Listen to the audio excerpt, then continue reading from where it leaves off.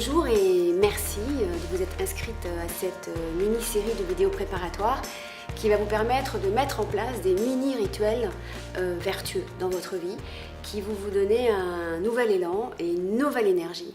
Waouh, ça va dépoter. C'est la première vidéo.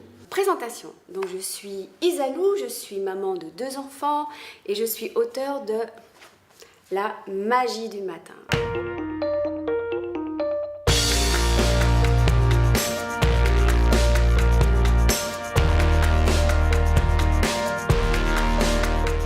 Et La magie du matin, c'est quoi? C'est un livre de développement personnel qui déjà a voulu réintroduire l'idée qu'il faut prendre du temps pour soi.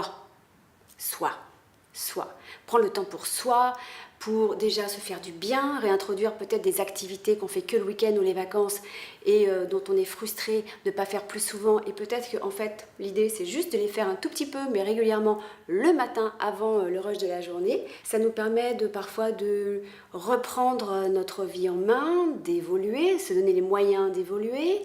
Les moyens aussi, c'est à peu près la même idée, mais de grandir.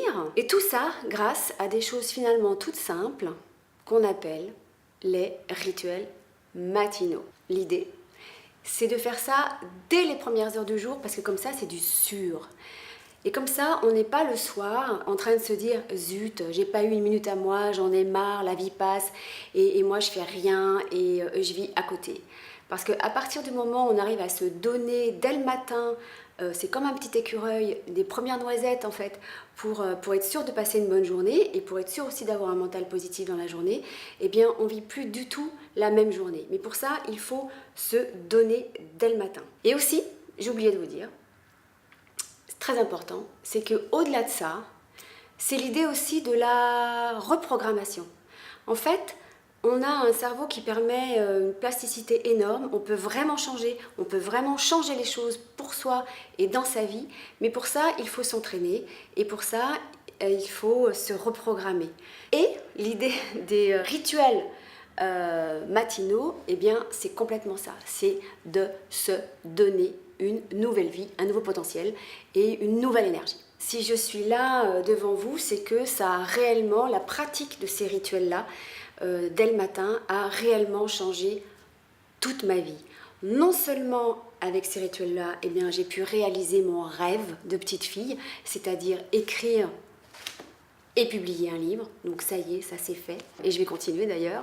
Et puis ça m'a permis donc du coup forcément de passer à un autre potentiel de moi-même. Ça m'a donné confiance en moi, ça m'a donné de l'assurance. J'ai pu grandir, j'ai pu même changer de vie puisque maintenant je me dédie de plus en plus vers l'écriture, à l'écriture.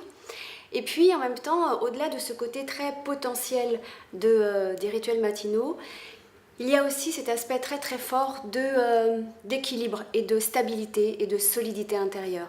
Et en fait, ces rituels-là, dans les coups durs de ma vie, et j'en ai eu pas mal ces derniers temps, j'ai eu des deuils importants, j'ai perdu en 1 an de temps, au-delà de la maladie, parce que j'ai commencé avec, je vous raconte un peu ma life, mais donc j'ai commencé avec le cancer, et puis ensuite j'ai eu des divorces, et puis ensuite j'ai eu des deuils, et puis ensuite j'ai eu des tentatives d'entrepreneuriat qui n'ont pas toujours bien marché, c'est difficile parfois.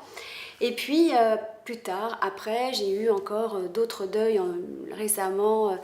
Donc en 1 année, ça a été vraiment bien costaud parce que j'ai perdu mon père, j'ai perdu ma mère en 1 année et presque 6-8 mois après, mon mari m'a quittée. Donc ça fait beaucoup de chocs, beaucoup de traumatismes, beaucoup de choses à gérer et ces rituels-là m'ont permis de ne jamais m'écrouler et de me tenir debout tout le temps et d'avancer quand même, pour reprendre la devise de Sarah Bernard. Eh bien, les rituels matinaux, malgré l'adversité, malgré l'impermanence de la vie, eh bien, ça nous fait quand même tenir debout et grandir, passer à une autre étape avec soi. Écrire un livre et se faire publier, eh bien, c'est l'incarnation de mon rêve le plus ancien. Depuis toute petite, je rêve d'écrire, je me suis toujours vue écrire. Et bien grâce aux rituels matinaux, c'est-à-dire que je me donnais rendez-vous chaque matin pour écrire, j'ai pu aboutir et réaliser ce rêve. Je suis absolument persuadée que vous aussi, vous avez des rêves, en tout cas des envies très fortes. Et sachez vraiment que à partir du moment où vous pratiquez régulièrement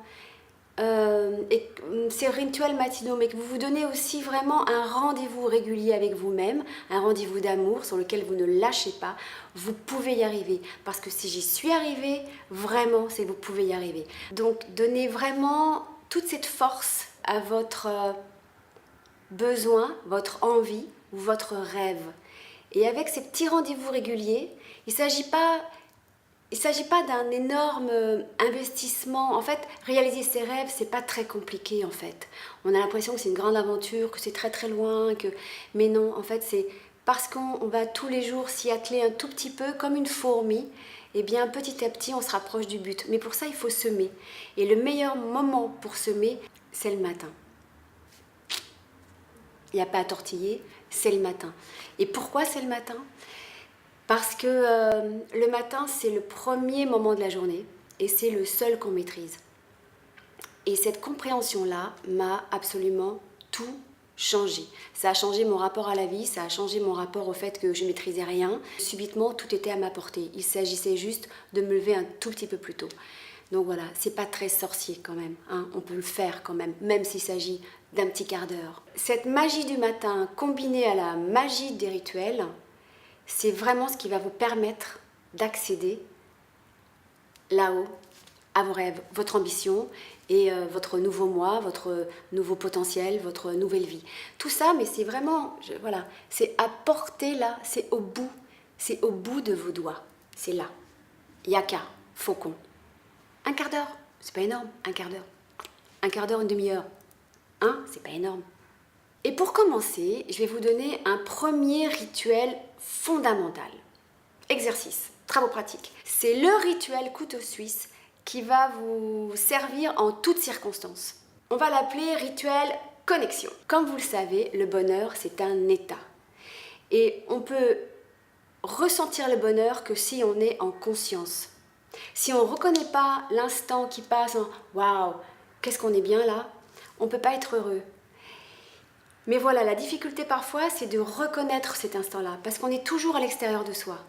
Donc le premier rituel de base, c'est d'apprendre à se connecter à soi-même. Et le matin, c'est du fait qu'on recommence une journée, que c'est une renaissance. Le matin, il faut se rebrancher. Ça paraît logique en fait. Donc le matin, il faut se reconnecter. Et très souvent, on passe de l'état de « je dors », je suis allongée, je suis couchée, à « je cours ». Donc le premier rituel que j'aimerais vous proposer, c'est d'apprendre déjà, avant de « je dors »,« je cours », c'est d'apprendre à vous connecter, vous dire bonjour. Quand on rencontre une personne qu'on n'a pas vue depuis pas mal de temps, eh bien qu'est-ce qu'on se dit tout de suite? On se dit bonjour, et puis même on peut se dire comment tu vas? Eh bien ce que je vous propose, c'est que chaque matin, vous vous disiez bonjour, comment tu vas? Toi, avec lequel je vis tous les jours. L'idée, c'est de prendre 3 grandes respirations et à l'inspire, vous donnez tout ce qui vous fait plaisir. C'est-à-dire imaginez avec, visualisez, imaginez avec des sensations, un endroit refuge, un super souvenir, un parfum, une odeur, une image, un lieu, peu importe, des vacances, un état d'amour, peu importe. Mais donnez-vous, en inspirant vraiment, injectez-vous du bon, du meilleur, du beau. Et puis en expire, eh bien, expirez déjà peut-être tout ce qui vous stresse, peut-être d'avance par anticipation. Je sais pas, le stress, le speed, c'est à peu près pareil, mais je sais pas, peut-être un moment de tristesse, de peur, parce que vous avez des enjeux dans la journée, peut-être de solitude, peut-être de... etc., etc. Donc tout ce qui vous fait peur et tout ce que vous avez envie d'évacuer, évacuez. Donc faites ça 3 fois, vous vous dites bonjour et comment tu vas tous les matins. C'est pas grand chose, on est d'accord. 3 respirations. 1, 2, on expire tout ce qui ne va pas. 3, on inspire tout ce qu'on aime. On se remplit jusqu'à la moindre petite cellule et on évacue. Voilà, on est d'accord, c'est pas sorcier. Donc déjà, c'est votre premier rituel. Essayez, vraiment, essayez. Faites ça pendant une semaine. Une semaine, pas moins. Et puis, ne lâchez pas. Et puis, évidemment, l'idéal, c'est de le faire jusqu'au bout. Parce que plus vous direz bonjour, plus vous serez encore, je répète, mais c'est pas plus mal parfois de répéter, plus vous direz bonjour, vous apprendrez à vous dire bonjour et prendre soin de votre présence et de votre écoute à vous-même, et bien plus vous travaillerez l'esprit vers une forme de conscience et plus vous pourrez donc reconnaître les états de bonheur. Il y a tout à y gagner. Cet exercice-là, concrètement, ça me fait vraiment ressentir toute la différence entre être en vie, ce qui est déjà pas mal, ce qui est déjà beaucoup, ce qui est déjà même un cadeau, et se sentir vraiment vivante. Ça, c'est autre chose. Parce que là, à partir du moment où on arrive à être vraiment dans cette présence à soi-même, on est raccord avec soi, on est aligné, on est OK avec nous-mêmes. Et on se sent beaucoup plus acteur de sa vie et on attend moins les éventuels trucs sympas qui vont se passer dans la journée, parce que de toutes les manières, il y a un truc, à partir du moment où on se connecte, on est en présence, on devient sa propre caméra, on ne s'oublie plus, on ne se perd plus, et dès qu'il y a un truc sympa, clac, on le chope et on se remplit.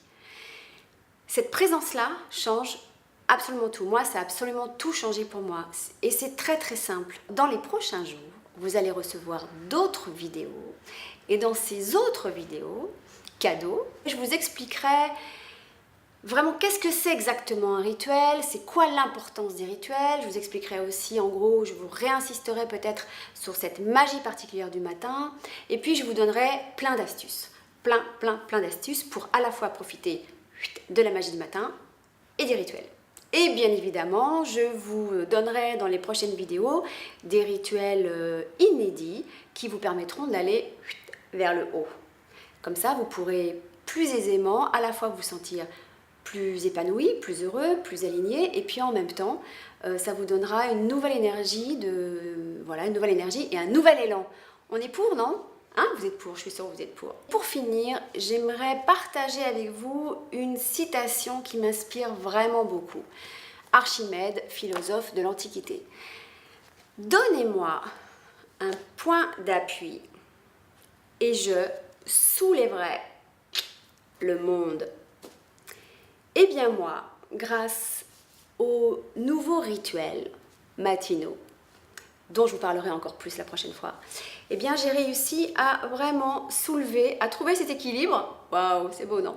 À trouver cet équilibre et à soulever en tout cas mon monde. Je suis absolument certaine que vous aussi, vous avez envie de soulever votre monde. Eh bien, rendez-vous à la prochaine vidéo. En attendant, prenez bien soin de vous. N'oubliez pas, nos rituels sont nos forces. Hop, hop, hop!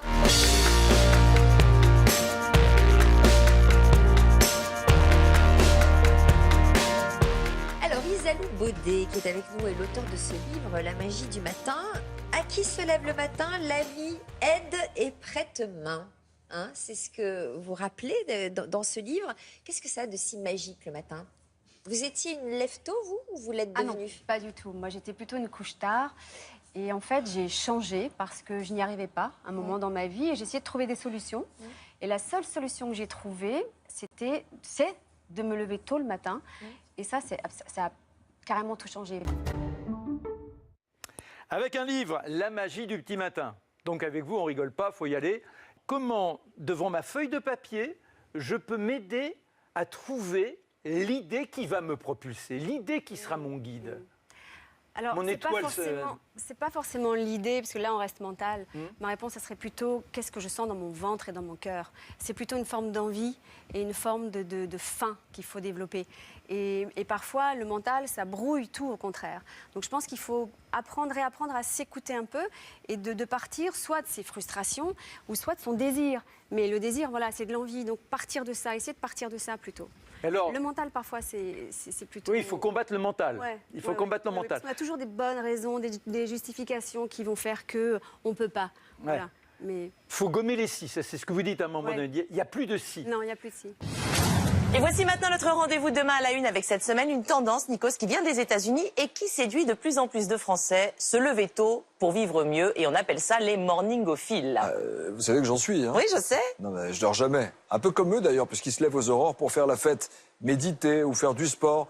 Une habitude qui leur permettrait de moins subir leur vie, d'être aussi peut-être plus performants. Je me programme mes 3 petits soleils, mes 3 petits bonheurs de la journée en fait. Par exemple, aujourd'hui, je dois déjeuner avec un ami qui va m'aider sur un projet. Donc ça, c'est un vrai petit bonheur pour moi, ça va beaucoup m'aider. Ça permet d'avoir un regard aussi sur sa journée, pas que de stress, mais également de plaisir en fait.